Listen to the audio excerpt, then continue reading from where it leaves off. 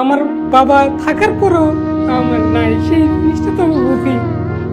সেই সেই সন্তানটা আমার থেকে দূরে রাখে ভাই, আমার কথা মোটেও ভালো লাগে না। আমার সন্তান, আমার বাবা ওটা। আমার বাবা মার অবহেলিত পাত্র আমি। যেমন আমার মাকে আমার ছোট থেকে আমি দেখি না এখন পর্যন্ত, দেখি না আমার মার চেহারাটা কেমন। আমার বাবাকে দেখছি, মানে একটু একটু যখন বুঝতাম তখন আমার বাবাকে আমি যতটুকু জানতাম, আমার বাবাকে আমি মামা করে ডাকতাম।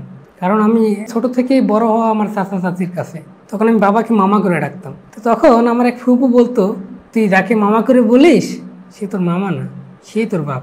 তো তাহলে এরা কারা? এরা তোর চাচা চাচি। তখন থেকে আমার এই বাবার পরিচয় জানা। এর আগ পর্যন্ত আমি জানতাম না যে আমার বাবা কি। কিন্তু বাবা মা রেখে আপনার চাচা চাচির কাছে আপনার বড় হওয়া কেন, কি কারণ ছিল?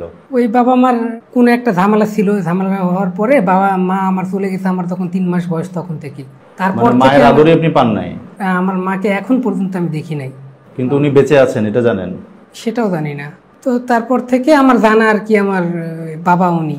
আমার চাচা আমাকে যথেষ্ট পরিমাণ, যতটুকু পারছে তার স্বার্থ অনুযায়ী আমাকে দেওয়ার চেষ্টা করছে। আমার চাচার প্রতি আমার কোনো অভিযোগ নাই, আমাকে যথেষ্ট পরিমাণ দেওয়ার চেষ্টা করছে।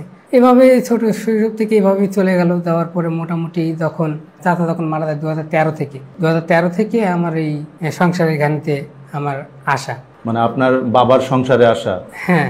তো তারপর এখানে থাকার পরে এখান থেকেই এক পর্যায়ে নিজে একটু ব্যবসা করার চিন্তা ভাবনা করছিলাম। তো তারপর নিজের থেকে যখন ব্যবসাটা স্টার্ট করি, তো যাই হোক মোটামুটি ভালো চলতেছিল। এই মাঝপথে আমি ঢাকাতে যখন মাল কিনতে আসি, এখান থেকে একটা মেয়ের সাথে আমার পরিচয় হয়। বেশ কিছুদিন কথাবার্তা হওয়ার পরে যাই হোক একটা পর্যায়ে আমাকে অনেক ভালো লাগে। তো এমনি তার সাথে আমার রিলেশনশিপ চলে প্রায় 2 বছরের মতো। এই 2 বছরের মতন চলার পরে এখান থেকে নিয়ে যায় জয়পুরহাটে বিয়ে হয়। মেয়ের ফ্যামিলির কেউ ছিল না, সে নিজের থেকে যায় আর কি। মানে ফ্যামিলি থেকে চলে এসেছিল আপনার কাছে? ফ্যামিলি থেকে চলে আসছিল। বিয়ে হওয়ার পরে বেশ ভালোই যাচ্ছিল। 1 বছর আমাদের সংসারে কোনো ভেজাল জিনিসটা আসেনি। ঠিক 1 বছর পর থেকেই কেমন জানি সে মানে এলোমেলো হয়ে গেছে। মানে সে আগের মতো নাই, ও কথা শোনে না। সারাদিন পরে দোকান থেকে আসতেছি, দোকান থেকে আসার পরে আগের যেরকম ছিল না, যে আগে আসার সাথে সাথে পানি দিত, আগায় দিত, খাবারটা আগায় দিত, সেই জিনিসটা তার ভিতরে নাই। সে তার ফোন টিপা নিয়ে ব্যস্ত। যদি ডাকি, আছে তো নিয়ে খাও না কেন, সারাদিন একটা পেনের মধ্যে থাকি। তারপরে বাসাতে আসার পরে যদি একটু রিল্যাক্স না হতে পারি তাহলে কেমনটা লাগে। তো এর মধ্যে আমাকে বলে কি যে আমি ঢাকায় যাব। কেন? যাবো হচ্ছে আমার মার কাছে যাবো। বেশ ভালো কথা, আমি নিয়ে যাবো, সমস্যা নেই। তো তোমাকে তো একা যাওয়ার প্রশ্ন আসে না, এখানে 2-1 দিন সময় দাও। না আমি আজকে যাবো, এখনই যাবো। ঠিক আছে, এখনই নিলাম। এখানে আসার পরে আমি যাব না। কেন যাবে না? না তোমার ওখানে তুমি ওই ভাড়া বাসাতে থাকো, চাচা চাচির কাছে থাকো, তোমার বাবা থাকে না, আবার ঝামেলা, ওটা বলে ওটা বলে ওটা বলে। তাতে এটা তো আগে দেখছো তুমি আমার জীবন সম্পর্কে তুমি জানো না। তুমি তো না দেয় না আসো নাই, এমন তো না দেয় আমি তোমাকে বলি নাই। তোমাকে বইলা সব কিছু আনছি, আনার পরে তুমি কেন এখন এই অভিযোগটা আনবা আমার প্রতি? হ্যাঁ তোমার ভালো লাগতেছে না, ঠিক আছে, তুমি আমাকে বলো, আমি আলাদা বাসা নিচ্ছি, চলো। না যাবোই না, উনি আসবেই না। পরে এক পর্যায়ে যায় ওর মাকে বললাম, বলতেছে যে আমি ঠিক আছে, আমি বুঝাই বলি, কি বলে দেখি ওর মানে সমস্যাটা কোথায়। তারপরে হ্যাঁ বোঝাশোনার পরে সে আসলো, আলাদা বাসাও নিলাম। 6-7 মাস পরে আমাদের বেবি হয়, ছেলে বাচ্চা হয়। বাচ্চা যখন 3-4 মাস বয়স, তখন সে আবার সেম আগের মতো আমার কাছে আসে না, ঠিক মতন কথা বলে না। আসলে মানে কথা বললে কেমন জানি একটা ওই ছ্যাং করে ওঠে। ঠিক আছে, সমস্যা নেই, তোমার হয়তো বা সমস্যা হইতে পারে, সেটা আমার সাথে বলো যে কী সমস্যা তোমার, কোন জিনিসটা তোমার লাগবে। আমার এখান থেকে আমি আমার স্বার্থ মতো তোমাকে ততটুকুই আমার স্বার্থ মতো দেওয়ার চেষ্টা করি তোমাকে। তোমার এর থেকে আরও বেশি চাহিদা হলে সেটাও আমাকে তো বলতে হবে, তাহলে আমি সেভাবে তোমাকে ম্যানেজ করে দেবো। কথা তো একটা আছে না, কোনো কথা না। সে আবার চলে আসছে তার মায়ের বাড়ি। আসার পরে আমি ফোন ধরে না। আমি তো মনে করেন পাগল হয়ে গেছি, কোথায় গেল।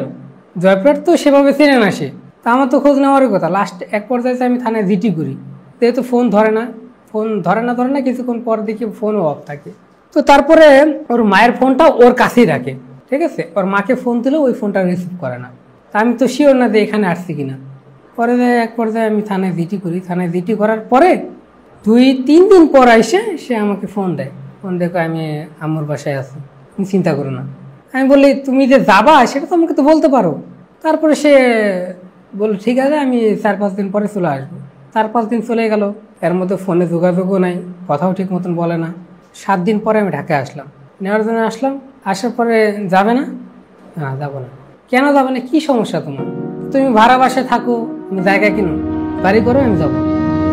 আমার বাচ্চা যখন আমি বাসায় আসি, রাত্রে 12টা-1টা বাজে আমি বাসায় আসি, আমার বাচ্চা আমাকে দেখার জন্য পাগল হয়ে যায়। আমার কথাটা শোনার সাথে সাথে সে দৌড়ায় আসে আমার কাছে।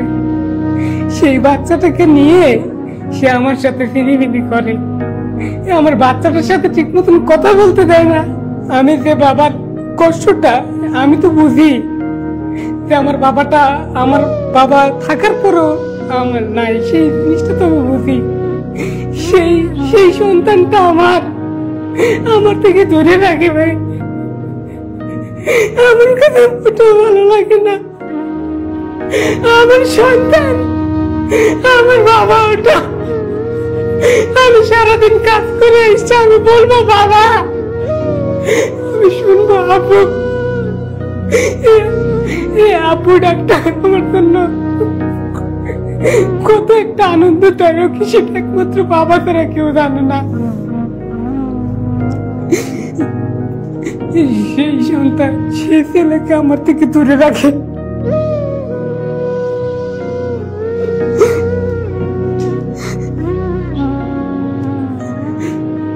আমাকে বলে তুমি জায়গা কিনো, জায়গা কেনার পরে আমি যাবো। তো ঠিক আছে, বাড়ি করবো, আমাকে তো সময় দিতে হবে। আমার তো সেরকম এখনো হয়ে ওঠে নাই। আমি ম্যানেজ করতেছি, তাহলে তুমি চলো আপাতত ওখানে থাকো, আমাকে সময় দাও। আমি লাস্টে 1 বছরের মধ্যে আমি তোমাকে জায়গা কিনে বাড়ি করে দেবো, সমস্যা নেই। তোমার নামেই জায়গা কিনবো, আমার আপত্তি নেই। তারপরে আসো, আমার ছেলেকে আমার থেকে দূরে রাখো না। সে আসে, আসার পরে আমি সব টাকা আমি ঘরেই রাখি। তা মাসে তো আমার একটা হিসাব আছে, হ্যাঁ, অ্যাটলিস্ট আমার সব কিছু খরচ বরচ বাদ দিয়েও আমার 25 থেকে 30,000 টাকা থাকে। আমার একটা বাজেট আছে, আমি 20,000 টাকা আমি রাখবো মাসে। আমার বছরে এত টাকা হবে, একটা জায়গা কেনার মতন একটা অ্যাবিলিটি হবে বছর গেলে। সে তো জানে টাকা এখানে রাখি। সে প্রতিদিন শপিংয়ে যায়, এক এক দিন এক এক জিনিস কিনে। তাহলে যদি প্রতিদিন এক এক দিন এক একটা জিনিস কিনে, তাহলে আমি জায়গাটা কিনবো কিভাবে? আমার টাকাটা থাকবে কিভাবে? সেই টাকাটা থাকে না। মাসে সে হিসাব করে দেখি আমার 5-6 হাজার টাকাও থাকে না।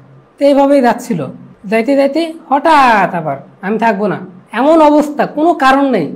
বা উচ্চস্বরে একটা কথা বলছি এরকমটাও না, কোনো কারণ নেই। আপনি তো বাসায় টাকা রাখতেন, সে টাকার হিসাব আপনি পেতেন না ঠিক মতো? পাইতাম না, তারপরেও আমি তাকে বলি নাই, কিছু বকাঝকা করেন নাই? কিচ্ছু বলি নাই। প্রয়োজন হয়েছে খরচ করতে, সমস্যা নেই। তারপরেও তার মেজাজ খিটখিটে। সে আমার সাথে তুমুল চিল্লাফালা। হ্যাঁ, তুমি তাকে জায়গা কিনতে বলতে, তুমি এখনো জায়গা কিনো নাই, জায়গাটা কিনবো কোথা থেকে? আমি যে প্রতিদিন যে ইনকামটা করি, যে টাকাটা আমি রাখি মাস শেষে, সেই টাকাটা আমার কোথায়? এতটুকুই বলছি। বলছে হ্যাঁ, তুমি আমাকে খাওয়ার কোটা দাও, আমার খরচের কোটা দাও। হ্যাঁ, আমি থাকবোই না। বাচ্চা নিয়ে আবার চলে আসলো। পরে আমি প্রায় 1 মাসের মতন খোঁজ নিই নাই। হঠাৎ করে ফোন দিছে। ফোন দিয়ে বলছে হ্যাঁ, তুমি আমাকে খোঁজ নাও না, খবর নাও না, কি খাই না খাই। কেন? তোমাকে কতবার আমি ডাকবো, কতবার আমি তোমাকে যে নিয়ে আসবো বলো? একটা মানুষের কতবার এরকম করতে পারে? আমিও তো একটা মানুষ। তুমি তো সারাদিন বাসায় থাকো, রান্না বান্না করো, এতটুকুই তো তোমার কাজ। আমি যে বাইরে কতটুকু কাজ করি, কি পেরেশনের মধ্যে থাকি, সেটা তো আমি জানি, তুমি বুঝবা কি? তো বলছে হ্যাঁ, তুমিই কাজ করো, তুমি সব কিছু করো, আমি মনে বাসায় কিছুই করি না। আচ্ছা ঠিক আছে, আমার খোঁজ খবর কিছুই নেওয়া লাগবে না, আমার এখানে আসাও লাগবে না। এই যখন ফোন করলো তার পরের দিনই কিন্তু আমি আসি। আসার পরে এখানে ওর মা আমাকে বাসা উঠাবেই না। তুমি আমার মেয়েকে মারো, এ করো, সে করো, হ্যান করো, ত্যান করো, নানান কথাবার্তা। অথচ আজ পর্যন্ত ওর সংসার জীবনে আমি একটা দিন একটা চর মেরে দেখি নাই। তারপরেও এই দুর্নামগুলো সে আমার নামে দিছে। হয়তো বা রাগের মাথায় দিছে, আপত্তি নাই, তারপরেও মাইনে নিচ্ছি তো। তারপরে এইভাবে ঝগড়া, ওখানে বাসায় উঠতে দেয় নাই। ঠিক আছে, আবার বাসায় চলে আসছি, রিটার্ন আসছি। তো যাবার পরে ফোন দেই, ফোন ধরে না। আসি, বাসায় আসলে বাসায় উঠতে দেয় না। আমার সন্তানটাকে আমাকে দেখতে দেয় না। আমি এইভাবেই ঢাকা শহরে রাস্তায় রাস্তায় ঘুরি, যে একটাবার আমি আমার ছেলেটাকে দেখব, আমার ছেলেটা কেমন আছে, আমার সন্তানটা কেমন আছে, আমি একবার দেখব। আমি দেখতে পারি না, আমাকে দেখায় না। একটা পর্যায়ে ডিভোর্স চাওয়ার জন্য উঠে পড়ে লাগছে। কেন ডিভোর্স দেবো আমি? আমার কারণটা কি? আমার সমস্যাটা কোথায়? বাড়ি নাই, জায়গা নাই। তা তুমি তো এমন তো না যে তোমাকে আমি বস্তিতে রাখতেছি, যথেষ্ট তোমাকে ভালো জায়গায় রাখছি। তারপর প্রবলেমটা কোথায়? জায়গা আজকে নাই, কালকে হবে, পরশু হবে, 2 বছর পর হবে, 5 বছর পর হবে। আর কি মানুষ থাকে না? কিন্তু তোমার প্রবলেমটা কোথায়? না, আমার এভাবে হবে না, আমার জায়গা লাগবে, সম্পত্তি লাগবে। এভাবে কি মেনে নেওয়া যায় সম্ভব? ঠিক আছে, তো তুমি যে ডিভোর্স দেবা, আমার বাচ্চা আমার কাছে থাকবে, বাচ্চা কি তোমার, বাচ্চা আমার। এভাবে এখানে একটা বিচারের ব্যবস্থা হয়। ডিভোর্স কিন্তু সেই বাধ্য করছে আমাকে ডিভোর্স দিতে। ডিভোর্স না দিলে বাচ্চার মুখ জীবনেও দেখবি না, আমাকে ডিভোর্স দিতে হবে, বাধ্য। এক পর্যায়ে ডিভোর্স দেওয়া লাগছে। 4 লাখ টাকা মোহর ছিল, মোহরের 4 লাখ টাকা দেওয়া লাগছে। তখন আমার অতটুকু অ্যাবিলিটি ছিল না, 4 লাখ টাকা দেওয়ার মতন অ্যাবিলিটি ছিল না। যাই হোক, যেভাবে ধার দেনা করে তাকে দিছি। তারপর আমার বাচ্চাকে লাগবে, মানে একটা কথা ছিল যে ডিভোর্স হয়ে যাবে, আমার বাচ্চা আমার কাছে দিয়ে দিবে দেনমোহর পরিশোধ করলে। কিন্তু পরে যে স্ট্যাম্পে স্পষ্টভাবে লেখা আসলো যে আইন অনুযায়ী 8 বছর পর বাবা বাচ্চা পাবে, এর আগে পাবে না। আর মাসে মাসে বাচ্চার খরচ দিতে হবে। আপনি কি বাচ্চার খরচ দিচ্ছেন? দিচ্ছিলাম, যখন পোস্ট অফিসের মাধ্যমে প্রেরণ করা হয়, তো পোস্ট অফিসের আমার তো একটা ডকুমেন্ট লাগবে, বাচ্চাকে দিয়ে আমি খরচ দিচ্ছি, আমার তো ডকুমেন্ট লাগবে। পোস্ট অফিসের মাধ্যমে প্রেরণ করা হচ্ছিল। বেশ 1 বছর নিচে সে বাচ্চার সাথেও কথা হয়েছে, দেন দেখতেও পারছি। 1 মাস 1.5 মাস পর পর এসে আমি বাচ্চাকে দেখতাম। 1 বছর নেওয়ার পরে সে টাকা রিসিভ করে না, ওটা রিটার্ন চলে আসে আমার কাছে। মানে ওরা যে বাসাতে ছিল ওই বাসাতেই নাই, আমি ঠিকানা জানি না বর্তমানে, এবং ওদের সাথে কোনো যোগাযোগও নেই যে ফোন করব, এই কন্ট্যাক্ট নাম্বারটাও নেই, সব চেঞ্জ করছে। আর বাচ্চাকে দেখবো, দেখার মতন কোনো আমার ওয়ে নাই।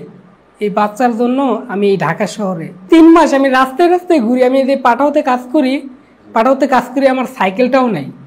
আমি পায়ে হাইটে হাইটে পার্সেল ডেলিভারি করি। মানে আমার এখন এমন একটা পরিস্থিতি যে আমি যে সাইকেলটা কিনে যে আমি এই রোডে ডেলিভারিটা কাজ করব, সেই ক্ষমতাটাও আমার নাই। এমন একটা পরিস্থিতির মধ্যে চলে গেছি আমি। মানে তাদের পিছনে যে খরচটা করছি, সব কিছু মিলাই দিলে আমার সব কিছু আমি এন্ট্রি হয়ে গেছি, একবারে 0। এই পায়ে হাইটে হাইটে আমি এই পুরো ঢাকা শহরে পার্সেল ডেলিভারি করি। আমি খালি একটাই আশা যে আমার সন্তানটাকে দেখবো একটু, আমার মতন যেন আমার সন্তানটা না হয়। যে আমার বাবা কে, সে আমার বাবাকে চিনি, আমার বোঝার পরে আমার বাবাকে চিনি, তার আগ পর্যন্ত আমি মামা বলে ডাকি।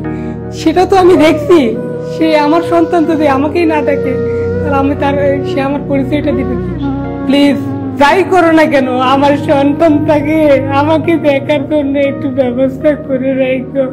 তুমি যদি দেখে থাকো আমার এই ভিডিও, সারা দিও আমাকে প্লিজ। আমার বাচ্চাটাকে অন্তত পক্ষে আমার বাচ্চাটাকে আমাকে দেখাই তো দিও। আমার আর কিছু চাই না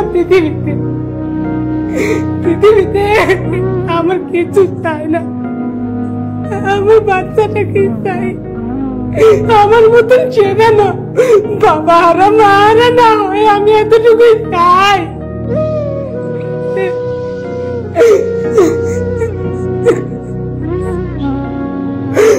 সন্তান হারার ব্যথা একটু বাবা ছাড়া কেউ বুঝতে পারবে না। ওনার এই অবস্থা হওয়ার জন্য ওনার অতীতের যে ব্যাপারটা, হঠাৎ করে একটা মেয়েকে তার পরিবার ছাড়া বিয়ে করাটাও ঠিক ছিল না, এবং যার জন্য অনেক সাফার করেছেন। বর্তমানে ওনার ব্যবসা বাণিজ্য যা ছিল সব কিছু নষ্ট হয়ে গেছে, এবং ডিভোর্স পরবর্তী দেনমোহর এবং আরও কিছু খরচ মিলিয়ে মনে হয় 6-7 লাখ টাকা খরচ করে ফেলেছে। উনি একদম পথে বসে গেছেন। ওনার এই অবস্থা ছিল না। বর্তমানে উনি ঢাকাতে এসে খুব কষ্টে জীবনযাপন করছেন। যদি কোনো সহৃদয় ব্যক্তি আপনারা মনে করেন তার পাশে দাঁড়াবেন, আপনারা অবশ্যই আমাদের স্টুডিওতে যোগাযোগ করুন। আমাদের নাম্বার হচ্ছে 01707082470। তো আপনারা একটু সহযোগিতা করবেন, আপনারা যাদের সামর্থ্য আছে তারা একটু মানুষটার পাশে দাঁড়াবার চেষ্টা করবেন। আজকে এই পর্যন্ত, আপনাদের সবাইকে অনেক ধন্যবাদ। সবাই ভালো থাকবেন। আসসালামু আলাইকুম।